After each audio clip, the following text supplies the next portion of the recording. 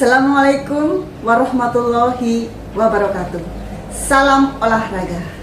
Izin perkenalkan, saya Kusmiati dari STKIP Darussalam Cilacap, Prodi Pendidikan Jasmani, Kesehatan, dan Rekreasi. Dalam kesempatan kali ini, saya akan menampilkan video pembelajaran dibuat untuk melengkapi salah satu persyaratan sertifikasi dosen gelombang 1 2025, yaitu portofolio dosen unjuk kerja Tridharma Perguruan Tinggi PDD UKT PT dalam bidang pengajaran. Mata kuliah yang saya ambil pada kesempatan ini yaitu strategi pembelajaran penjas, di mana mata kuliah ini merupakan mata kuliah wajib bagi mahasiswa, karena sebagai dasar bagi mahasiswa selaku calon pendidik dalam mengajar siswanya perlu dibutuhkan strategi-strategi yang tepat. Adapun capaian pembelajaran dalam mata kuliah ini meliputi yang pertama, memiliki pengetahuan tentang hakikat strategi pembelajaran serta unsur-unsur yang mendukung pencapaian dalam kegiatan pembelajaran. Yang kedua, menguasai strategi dan model-model pembelajaran dalam pendidikan jasmani. Yang ketiga, menunjukkan sikap ilmiah, kritis, dan inovatif dalam pembelajaran pendidikan jasmani secara profesional. Capaian pembelajaran mata kuliah ini diantaranya mampu menjelaskan tentang konsep dasar, strategi pembelajaran penjas, teori belajar, prinsip pembelajaran, taksonomi pembelajaran, dan aktivitas serta strategi dalam bertanya.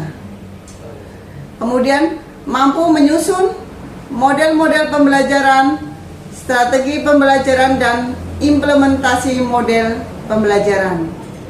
Yang terakhir, mampu mengimplementasikan macam-macam gaya atau model dalam pembelajaran. Buku referensi yang saya gunakan diantaranya karangan dari Dini Rosdiani tentang perencanaan pembelajaran dalam pendidikan jasmani dan kesehatan. Kemudian ada dari Ngalimun tentang strategi dan model pembelajaran.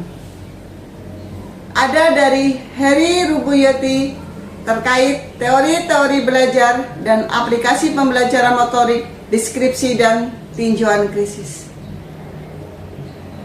Baik, mari kita simak video pembelajaran strategi pembelajaran penjas. Baik, kita mulai dengan bismillahirrahmanirrahim. Assalamualaikum warahmatullahi wabarakatuh.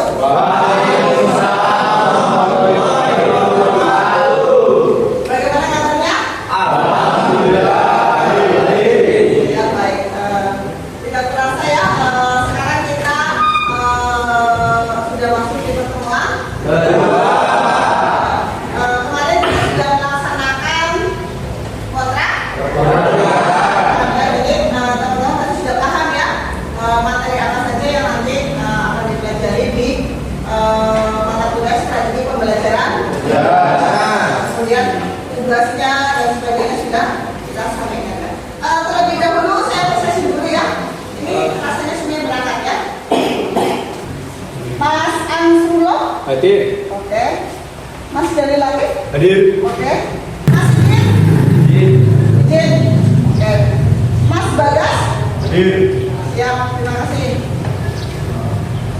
Baik, langsung saja kita masuk ke yang tadi sudah disampaikan ke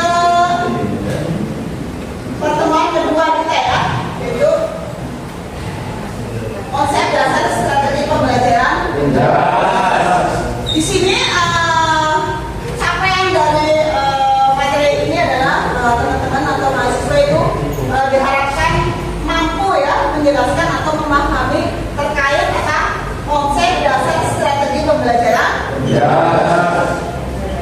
Kita next. Nah, di sini ya, ini kita kan orang olahraga ya, pasti paham. Coba saya ingin tahu bertanya pada teman-teman, apa itu strategi? Rencana, oke. Rencana untuk mencapai suatu tujuan yang lebih efisien. Oke, rancangan untuk mencapai tujuan yang lebih efisien. Oke, Mas Jadi, terus siapa lagi?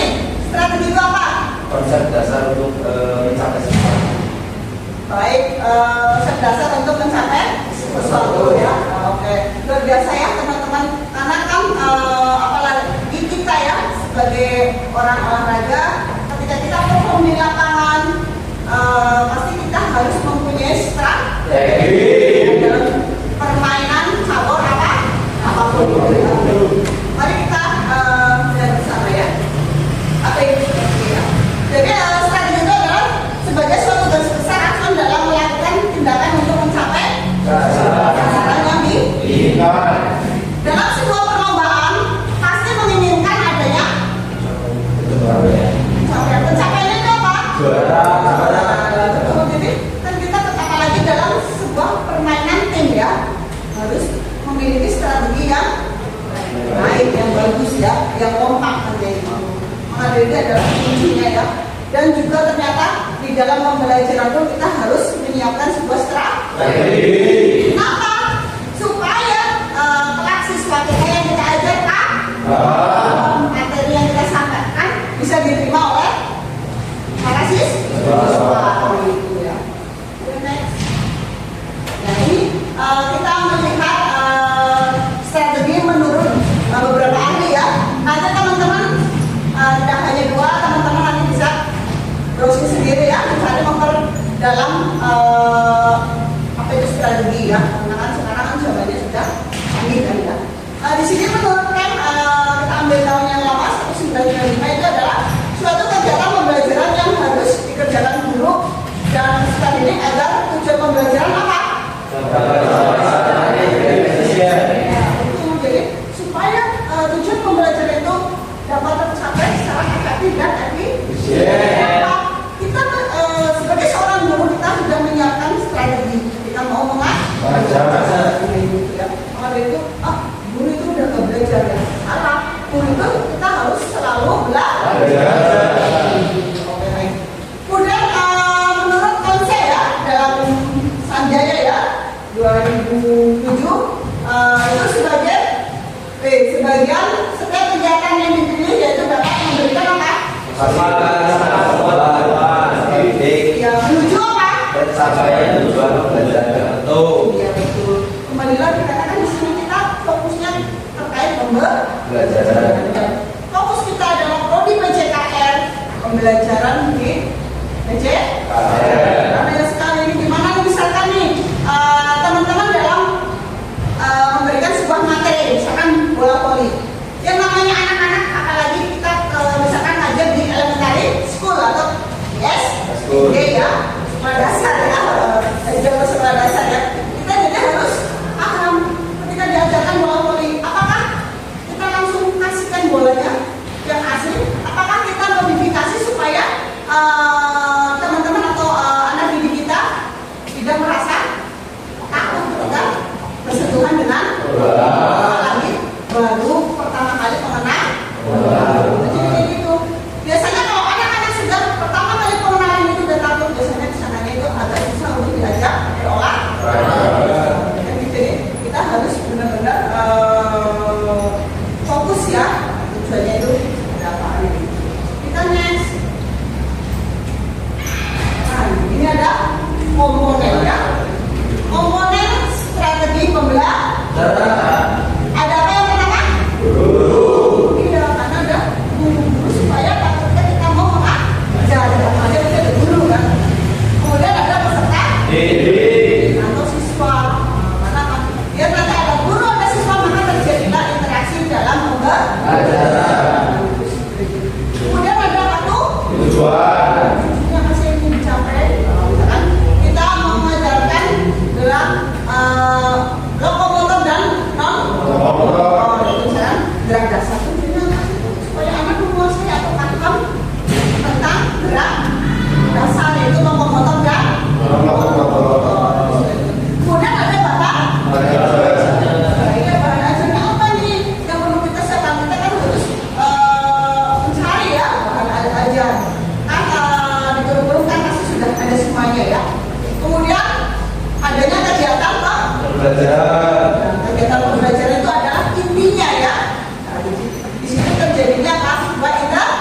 Seorang guru dan siswa. Gimana seorang guru supaya anaknya itu aktif?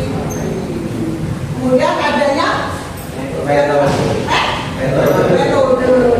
yang kita gunakan apa? Nah, kan misalnya itu penugasan atau seperti apa? Namanya demonstrasi, kemudian ada penugasan. Kenapa? Kalau masih usia dini, kita pasti harus memberikan sebuah sampel ya, contoh dulu ya, baru mereka akan bisa menirukan gerakan kita. Kemudian ada yang ketujuh itu apa? Alat. Itu alat adalah biasanya kita itu syarat prasarananya ya. Nah, di sini biasanya kan ada yang bilang nih, alatnya itu tidak memadai nih Bu di SD. Misalkan dengan siswanya dengan jumlah yang banyak tetapi tidak imbang atau berimbang dengan alat yang tersedia. Ini adalah tugas dari teman-teman guru ya, bagaimana kita modifikasi kan seperti itu ya, misalkan pembelajaran tolak guru, bagaimana kita memodifikasi dan sebagainya. Itu sangat penting ya, kenapa? Salah satu yang akan kita gunakan dalam mempraktekkan sebuah pelajaran ya, atau pembelajaran. Kemudian ada apa lagi yang kedelapan? Adanya sumber Belajar. itu dari mana nih? Kita pasti mencari referensi. Karena kan ada apalagi ada yang namanya e-book dan sebagainya ya. Itu harus selalu update kan gitu. Permainan ini, apalagi sekarang banyak sekali yang muncul berbagai macam jenis permainan namanya itu. Seperti itu. Kemudian yang 9 itu ada komponen Evaluasi. evaluasi. Ini jadi tugas seorang guru itu yang terakhir adalah dapat mengevaluasi tercapai apa tidak sih pembelajaran yang kita Lakukan. ya kita lakukan, kita sampaikan kepada peserta kayak gitu. Jadi teman-teman di sini itu besok ketika menjadi seorang guru jangan lupa untuk melakukan sebuah evaluasi ya, karena evaluasi itu sangat penting sama untuk kita sendiri dan juga untuk saya didik dan atau siswa kayak gitu. Karena apa? Oh ternyata kuliahnya di sini, oh alatnya kurang dan sebagainya. Kita untuk tahun pembelajaran baru kita itu seperti itu ya. Itu komponen strategi pembelajaran ada berapa? Coba yang pertama yang kedua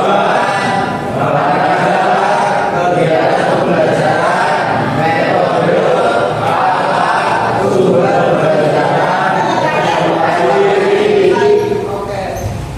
Pahamnya sampai sini? Ada yang ditanyakan? Oh betul. Kita next. Nah, kita kalau sudah tahu tadi yang digunakan dalam komponen-komponen strategi pembelajaran, kita juga harus tahu manfaat. Iya nggak? Manfaat dari strategi pembelajaran. Ada yang tahu kira-kira manfaatnya apa nih? Ketika kita mempelajari atau kita mengetahui strategi dalam pembelajaran itu, manfaatnya apa nih? Lebih mudah mencapai suatu tujuan. Oke, lebih mudah mencapai suatu tujuan. Oke, baik ya. Masih Jalil, siapa lagi? Ayo. Terarahnya Terarahnya tujuan. Oke, baik. Jadi kita itu awalnya kan udah tahu ya apa itu strategi, kemudian komponen-komponen dalam pembelajaran, kemudian kita masuk dari manfaat ya, manfaat dari strategi pembelajaran. Nah, ini manfaatnya ya. Ada beberapa yang kita ambil 4 ya. Yang pertama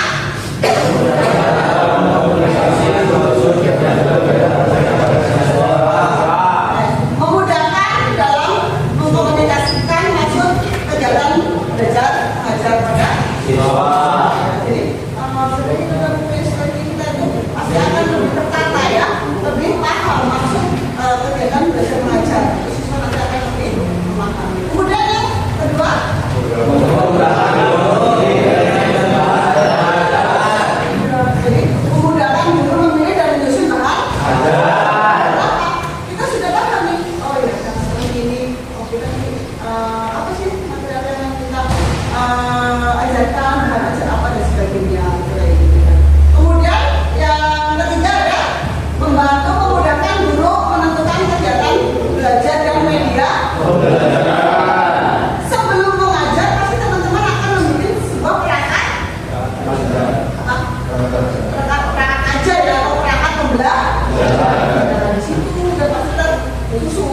nanti menggunakan medianya apa, alatnya apa, kemudian kegiatannya akan disampaikan biar siswanya mudah menerima apa yang kita sampaikan dengan tidak menghilangkan tujuan yang utama dalam pembelajaran.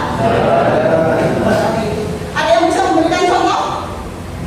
Karena dalam sebuah cabur olahraga, misalnya, ayo, dalam sebuah cabur olahraga, misalkan kegiatan pembelajaran, misalkan dalam permainan tradisional, ini bagaimana nih media pembelajaran yang digunakan itu seperti apa dan sebagainya. Ada yang bisa memberikan contoh teman-teman? Apa Pak? Soalnya kan di sini kan kita belajar bersama kan gitu ya.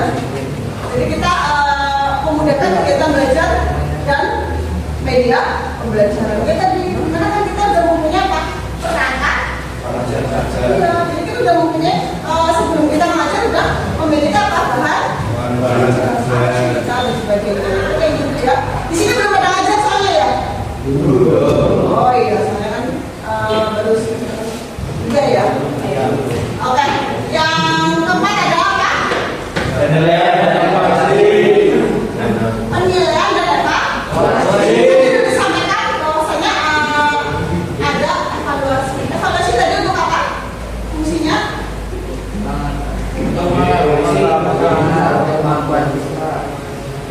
Ya, untuk mengetahui seberapa kemampuan ini betul ya. Jadi dan juga bisa untuk mengevaluasi kita sebagai seorang. Kenapa sih misalnya biasanya kalau di SD kan ada KKM ya, nilai kan kayak gitu. Kenapa sih nilainya kayaknya nggak tuntas? Ada apa sih? Kenapa sih teman-teman ketika dikasih pembelajaran permainan A kurang aktif? Itu kan menjadi PR kita ya, kayak teman-teman yang kelak ketika menjadi seorang. Oke, itu ya yang kita bahas terkait konsep dasar ya strategi pembelajaran.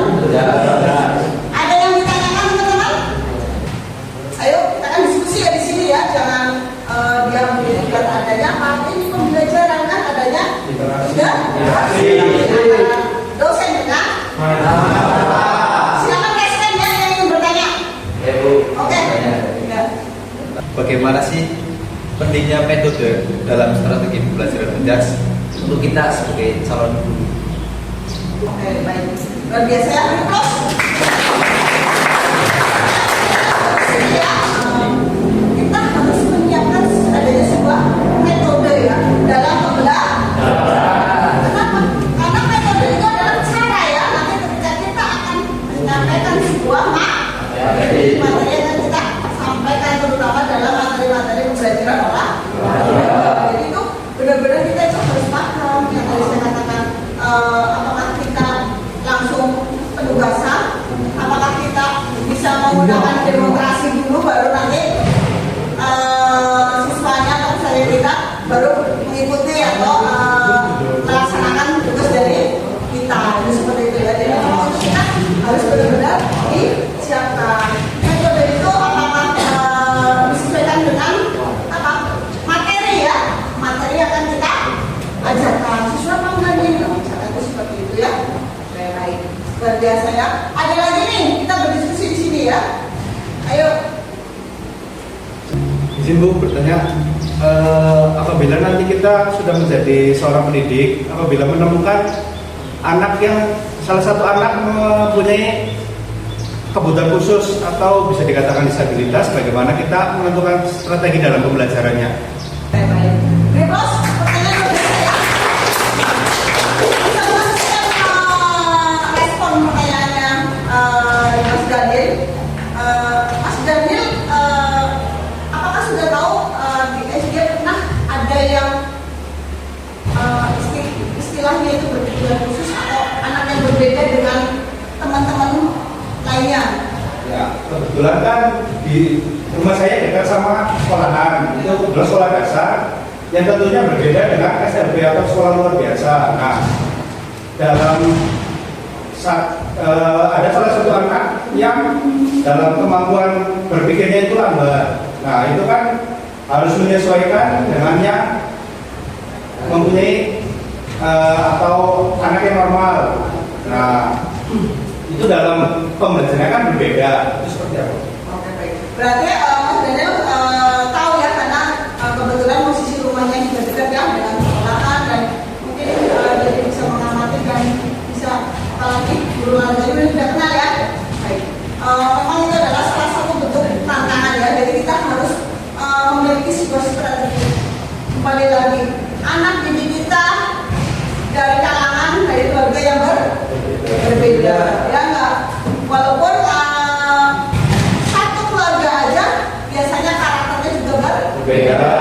Ini adalah sebuah tantangan kita sebagai salah seorang guru ya, karena pengalaman saya juga pernah mengalami seperti itu ya.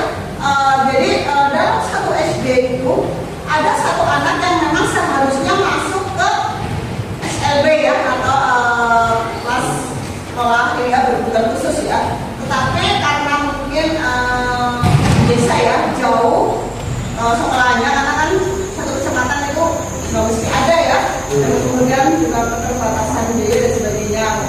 Itu bagaimana kita mensikapi itu ya? Nggak mungkin kan kita diamkan, kita fokus kepada anak-anak yang normal. Tapi yang jelas kan bukan karena cacat fisik ya Mas Beli ya, mungkin agak berbeda ya. Nah itu kita harus perhatikan ya. Perhatikan bukan berarti kita harus fokus saja kepada anak tersebut ya, tetapi kita memberikan sebuah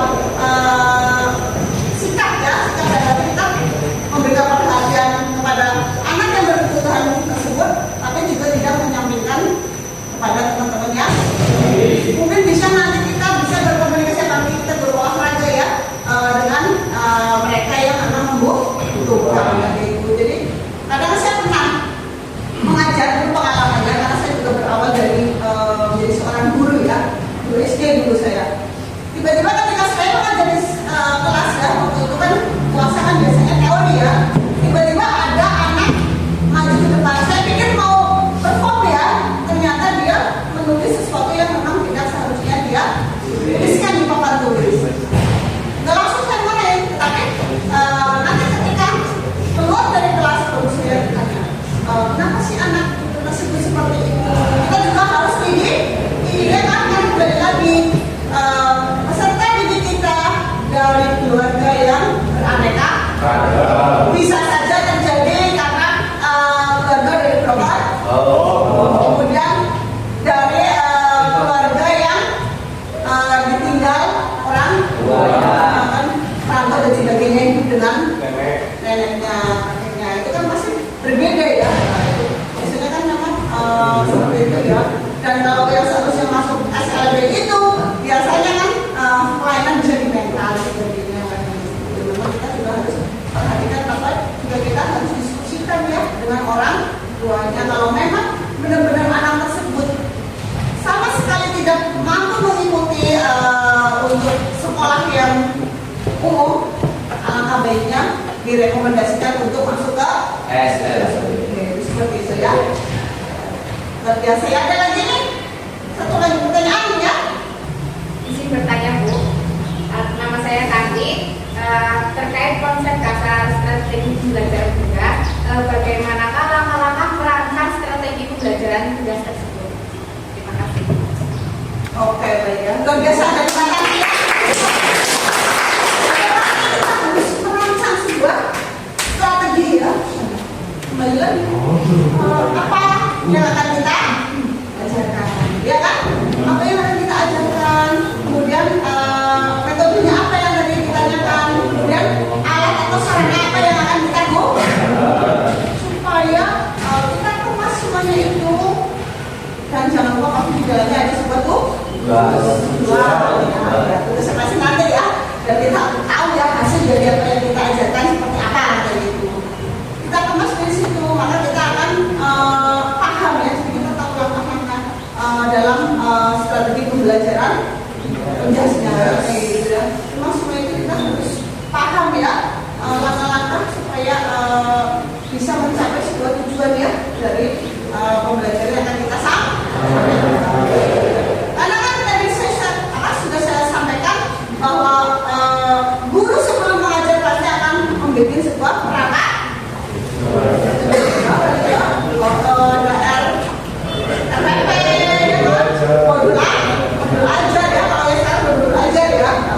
dari situ kan kita akan paham pembagian waktunya, kemudian materinya apa, tujuannya apa,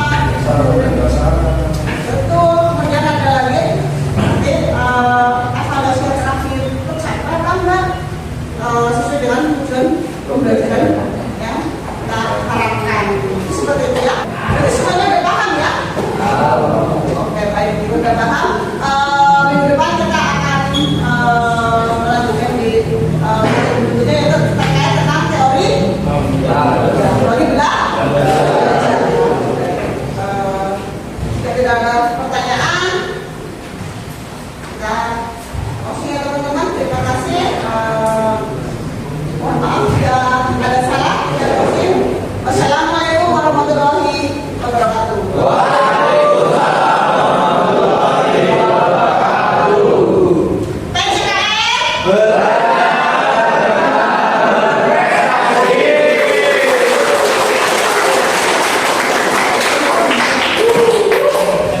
Demikian video pembelajaran dari mata kuliah Strategi Pembelajaran Penjas.